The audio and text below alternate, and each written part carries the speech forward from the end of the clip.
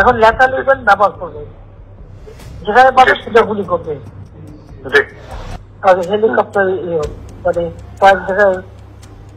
তাহলে কিছু ছবি দেখে পাকড়াও করা যায় না রাতের মধ্যে? সবগুলিকে অ্যারেস্ট করতে বলছি রাত্রে।